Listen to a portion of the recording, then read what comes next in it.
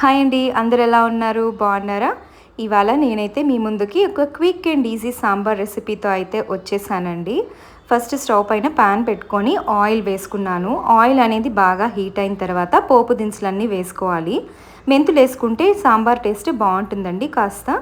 తర్వాత అందులో కట్ చేసుకున్న ఆనియన్, గ్రీన్ చిల్లీ, కరివేపాకు వేసుకొని ఒక 2 మినిట్స్ సాట్ చేసిన తర్వాత మనం సాంబార్లో ఏ వెజిటేబుల్స్ వేయాలనుకుంటున్నామో ఆ వెజిటేబుల్స్ అన్నీ కూడా వేసుకొని ఒక 2 మినిట్స్ సాట్ చేసుకుంటే సరిపోతుందండి. నెక్స్ట్ సాల్ట్, పసుపు, కారం వేసుకొని ఒకసారి కలిపి వాటర్ వేసుకొని ముక్కల్ని బాగా ఉడకనివ్వాలండి.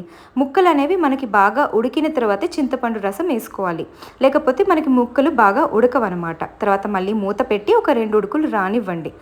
నెక్స్ట్ ఇందులో మనం ముందుగా బాయిల్ చేసుకున్న పప్పు కూడా వేసుకొని ఒక 2 మినిట్స్ బాగా కలుపుకొని మనకు ఎంత చిక్కదనం కావాలో అంత కన్సిస్టెన్సీతో ఉడికించుకొని లాస్ట్లో కరివేపాకు, కొత్తిమీర కూడా వేసుకొని డిష్ అవుట్ చేసుకోవడమే. మన ఈజీ టేస్టీ సాంబార్ రెడీ అయిపోయింది. మీరైతే సాంబార్ని ఎలా చేస్తారు? ఒక్కొక్కరు ఒక్కొక్కలాగా చేస్తారు కదా. రెసిపీ ఒకసారి కమెంట్ సెక్షన్లో చెప్పండి.